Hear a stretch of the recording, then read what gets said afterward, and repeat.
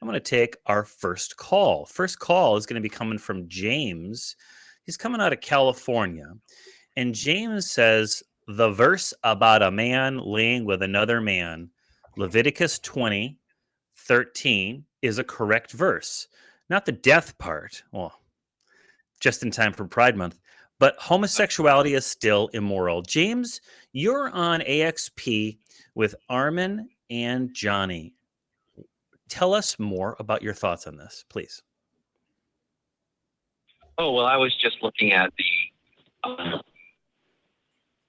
it gives us those guidelines is because it brings harm to us and to society.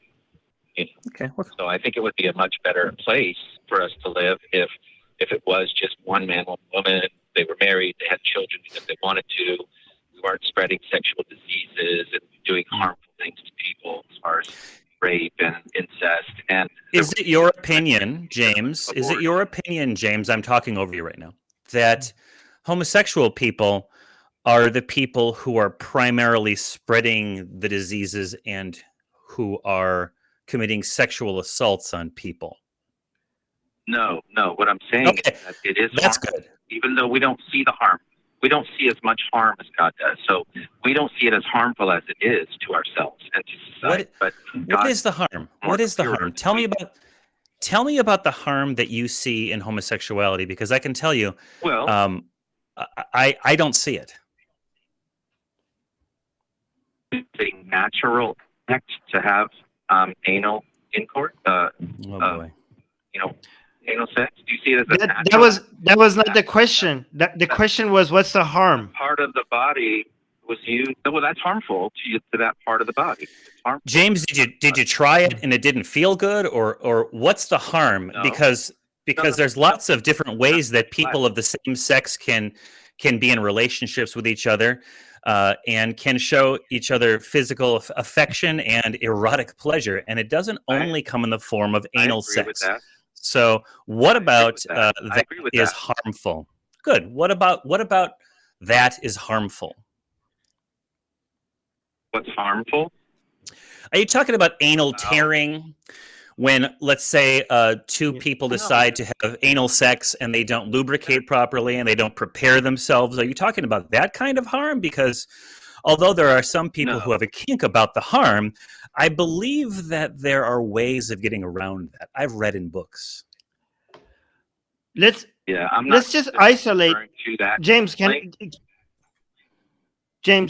let's isolate all the. Let's think about like two men who love each other, all right, who are not even into anal sex, like they're like oral sex, okay? They love each other, they have a long-term committed relationship with each other, they support each other, and they're getting pleasure both emotionally and sexually from being each other, and they don't participate in anal sex. Can you find any harm in this relationship? What's the harm in this relationship? Well, that's it's more clearer than we. So it is harmful to us in society.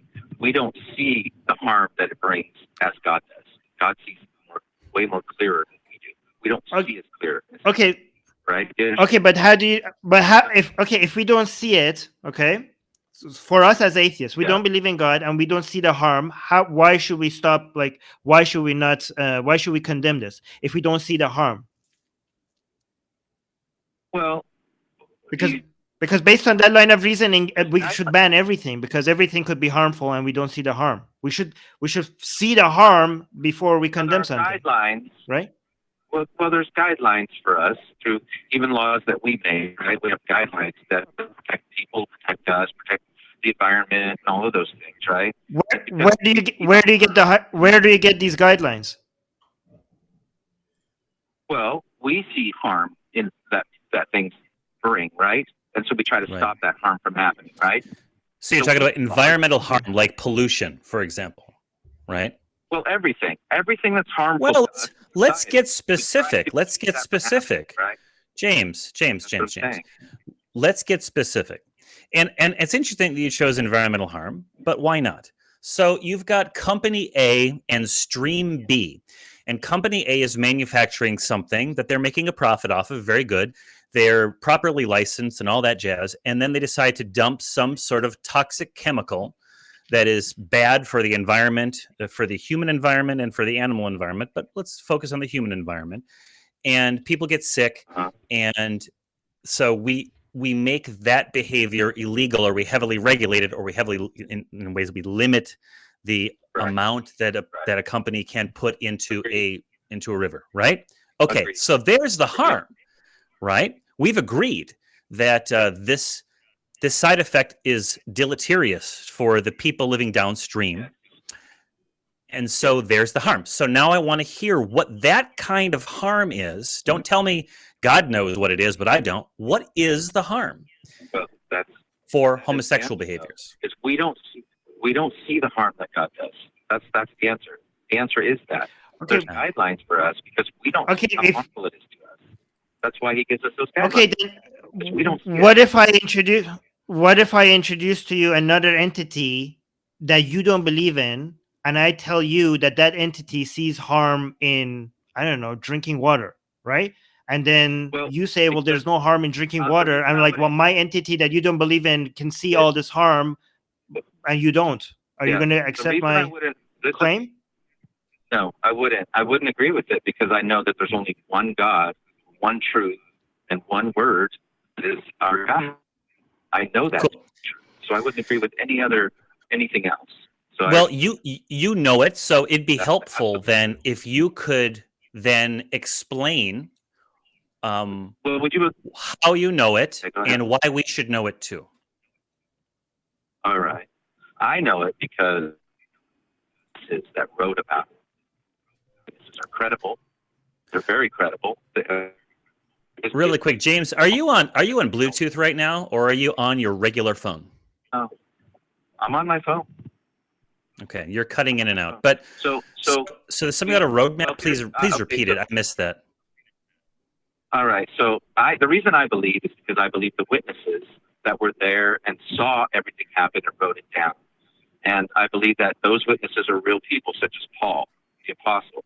He was a real guy. He wrote real letters to other cities, which are some of the books of the Bible, Colossians, Ephesians, Galatians. Those are letters that he wrote to other people who also believed, and they were also witnesses.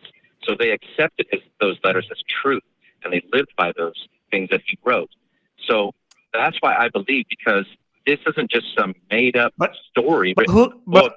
James, who claimed that those witnesses were there? There was one person that claimed all those witnesses are there. I could claim. So for the entity that I introduced to you, okay, I could make a claim that there were also. They wrote their own letters because they wrote their own letters and claimed that they were there too. Okay, not just Paul, but all the other witnesses also wrote down their own letters. So Paul wrote. But all those other witnesses. But Paul mentioned like hundreds of witnesses, and the other people also. First of all, a lot of those letters are not written by the people who you claim they were written by. But again, it's easy to make stuff up. It's easy to say there were hundreds of witnesses. It's easy to say that. Well, no, I'm not saying that though. I'm not saying that they made up that there was hundreds of witnesses, or that just because he wrote that. I know you're not. I know you're saying that, but can you see how easy it is to make that up? I could say that there was an event happened, and you don't have access to the witnesses yourself. I could just say that there were hundreds of witnesses. Can I not just make that claim? Isn't it not easy to make that claim? Yes, you could do that. But the reason that we know the witnesses are real is because they were established in other cities. They went to other cities and established churches because they knew the truth. They were willing to die for it. Not the hundreds of witnesses. Only a few people were making these claims. You don't have access to the hundreds of witnesses. You don't have the access to those hundreds of witnesses were not writing anything. Only a few people, a handful of people, claimed that there were hundreds of witnesses. You don't actually have direct access to those witnesses. Okay, that's fine. You can say that, but what I'm getting at, and what my point. But you're just gonna disregard that point. You can say that, and what's your response to that? What is your response? How can't that be the case?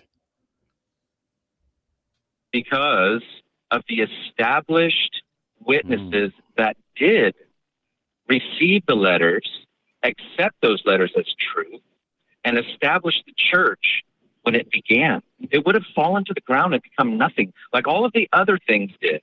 back in that Mhm. day, especially the claim of resurrection. They didn't believe in the resurrection. That was a new thing that Paul brought. And what he did was he used the old writings that were 2,000 years old at the time, before they were even alive, and he used those writings as his argument. He said, look at this. You guys, your people, the Jewish people from thousands of years ago, this happened, that happened, and this happened. He used all of those old writings. James, we have hundreds of witnesses. James, we have hundreds of so-called witnesses that are alive today that claim that they have seen the Mahdi in Islam. They've seen the Mahdi with their own eyes, and you have access to them. These people are alive. Are all these witnesses proof of the fact that Islam is true and the Mahdi is like living among us right now? Are they in different cities, No, Armin? that's not proof. That's not Yeah, proof. they're in. So what you do is you take a No, that is true. They're in different cities, James. No. They're in different countries. You take the combination of all of the writings that were written down for thousands of years, and all of the things that happened to the Jewish people, their history that was written down, and you combine that with the writings of Paul and the witnesses at the time of Jesus, and of the historians that weren't Christians who wrote down what happened at that time. This is very dense, Armin. You combine these things, and it all. Let me finish. You combine all that together, and you look at the prophecies, you look at the history, you look at what happened, you look at what said. As far as what was a whole lot of nothing together. Hold on. When you put it all, you know what happens, folks, when someone tells me to hold on? I mute them.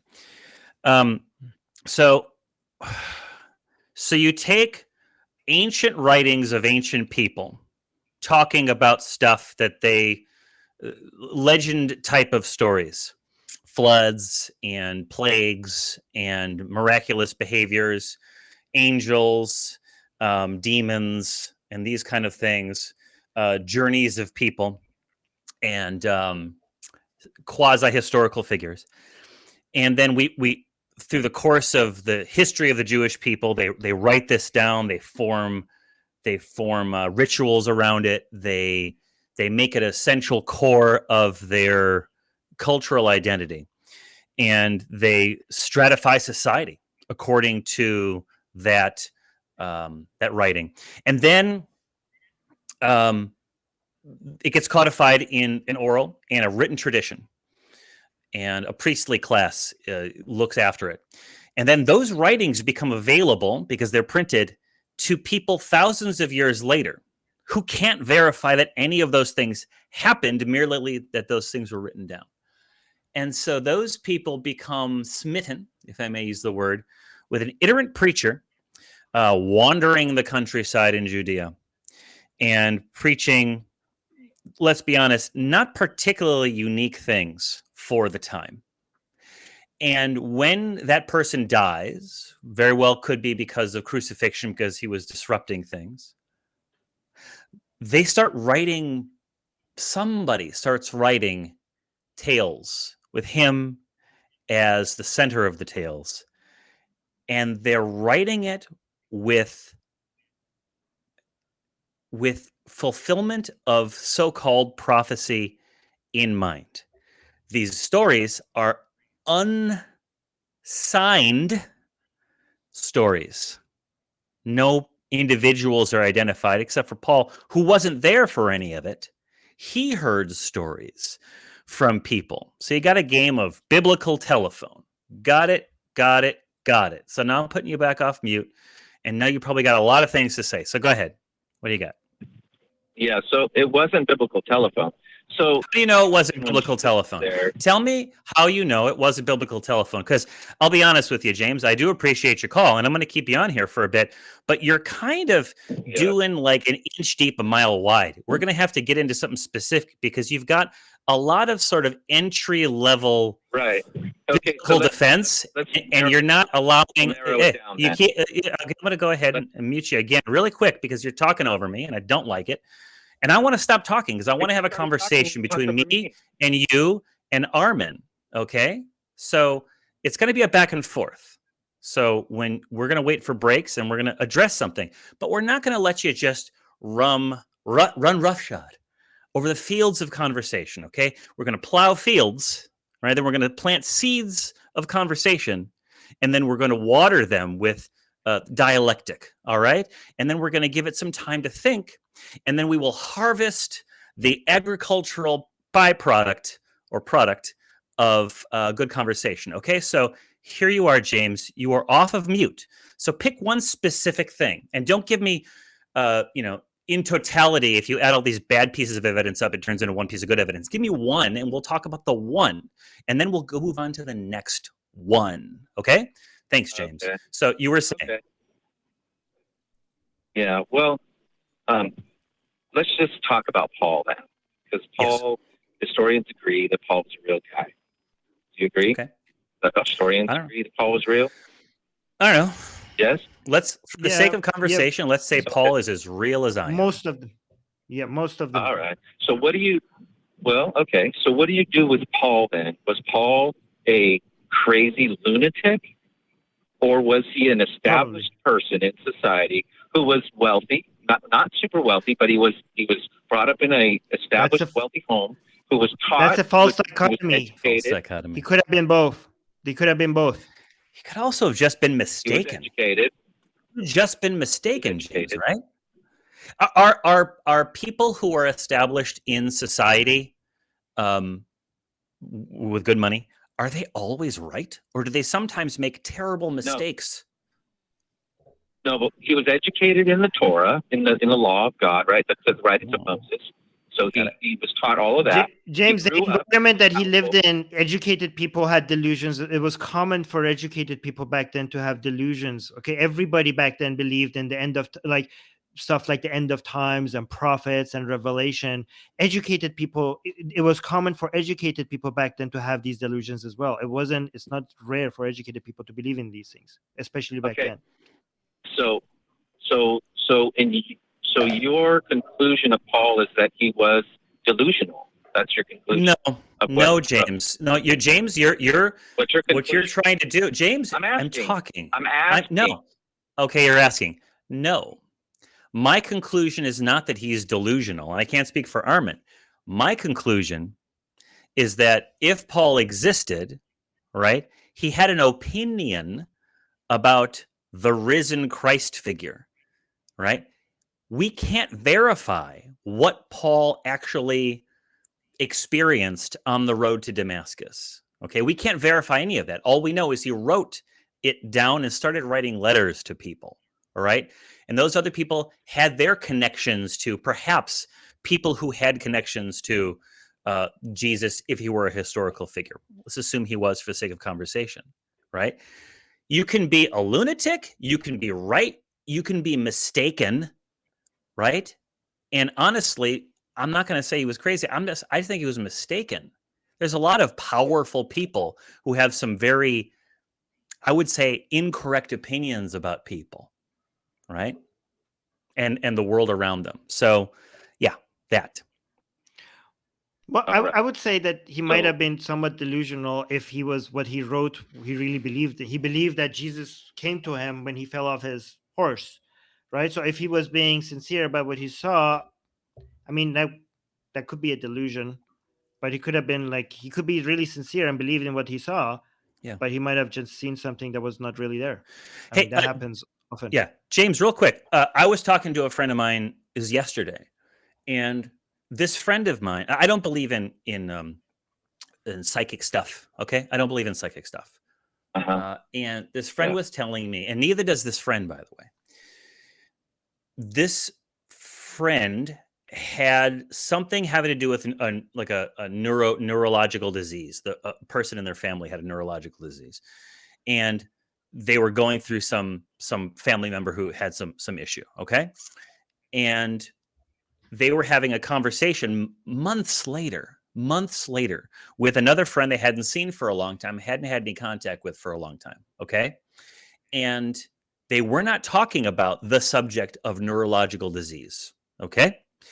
And the friend out of nowhere said, I can recommend something like I can recommend a neurologist if you're interested, or something to that effect. It was a out of nowhere conversation, suddenly talking about neurology. Okay. And it just so happened that that friend had a family member who was going through the same thing. They hadn't talked about it at all, and they hadn't seen it on social media, maybe. So does that person have psychic powers? Was it God intervening? Or do you just not know? Sometimes stuff happens.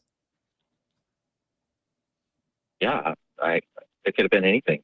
Could have been anything. Could have been natural. Yeah, you just don't have enough information, and sometimes you just got to say, "Gee, I don't have an explanation for that." Comment on the other things you said. I would like to comment on the other things you guys said. Please do. Please do. Is that okay? Please do. Can I have a little bit of time? Okay, so Paul put together several logical arguments based on what he experienced, what he knew of Christ, and he also spoke to two of the disciples. He was with them for a year or two. Give us the best one. The best one. Yeah. Best one. From everything Paul said, what was the best one? I'm saying. This is what I'm saying. I think he's he put together several logical arguments for Christ and for the resurrection, and that he was the Messiah based on all of the prophecies and the writings from the Old Testament. Now, in the Old Testament, and many of the Jews, many of the Jews still rejected Jesus because they didn't see clearly how he was going to come as the Messiah. They thought he was going to come as a king, a ruler, overtake the Romans. James, we need the argument. You're not giving us the argument. You're just telling us a story. This is the argument. This is the argument. Listen, prophecy. Give me a minute. You won't listen. Give us a minute, folks. Give us a minute. The argument is this. This is the argument. The revelation that Paul had from the old writings and what happened when Christ came, and his arguments based on all of that put together, was a revelation. It was new. It wasn't something that they knew about, that it was going to come and happen the way it happened. He had a revelation that came from God, and he wrote it down, and he's trying to explain to everyone, especially the Jewish people, that this is the Messiah. How is that an argument? Yeah, that's a bunch of claims. How is that an argument? It's not a bunch of claims. That's a claim, but you're just repeating your claims. That's not an argument. Is this, James, do you think that this is convincing to anyone other than a person who already believes? Yes, of course it would be. Of course. Okay. So then, because I'm going to have you speculate. Do you think that I'm so vested in my atheistic non-belief in supernatural stuff that I'm denying what I'm actually convinced by, which is your argument? Do you think? Because this is terrible. No, James. Okay, no, so what is it? Am I not smart enough? Because I'll accept that. I'll accept that. No, this is what I'm saying. You look at, let's say, for example, papers written by a scientist. You read those papers, and you look at that, and you think to yourself, you know what? That's logical. That makes sense. The conclusion that I'm coming to is the same thing he came to, because it's a very logical argument. Okay, James, I'm gonna have to pause you right there, because now I think you've shown your true hand. Somebody in the chat has suggested that we're running into Poe territory, and I kind of think that we're there now, because I don't think any reasonable, intelligent person, James, I'm including you in there, could honestly believe that reading 2,000-year-old texts, claims of supernatural events, is comparable to the writings of scientific experiments, because the difference is, and I'm not a scientist, but we have some on staff who will tell you that the reason why science actually makes progress, and the reason why science is much more reliable, is that you can go ahead, set up those experiments, and try the experiments yourself to see if you get the same outcome. And if you don't get the same outcome, that would tend to suggest that the scientific discovery is not as sure as it might seem. The reason why science is so reliable is because it's built-in system for checks and balances for rooting out false positives. And so the fact that you're saying that tells me that I think you're calling in trying to make really bad theist arguments. I might be wrong. I've been wrong before. And if I am wrong, then golly gee, call back when we've got a scientist on the show, and maybe somebody who's interested in having a prolonged conversation about biblical prophecy, because I'm not in the mood for it today. Armin, last thoughts. Just add one thing. If the standards that James introduced to us, if they were acceptable standards for us to accept any claims, based on those standards, most religions would be true.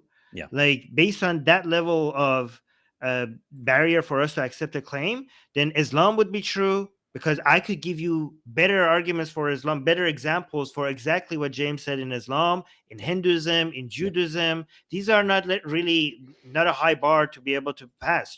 That this is why the scientific method is actually is a lot more rigorous. I think people, when they compare these things, this nonsense to the scientific method, maybe they don't understand how rigorous the scientific method is. Maybe if they should study it a little bit more, because you don't have to be a scientist to be able to understand how tough passing those standards are.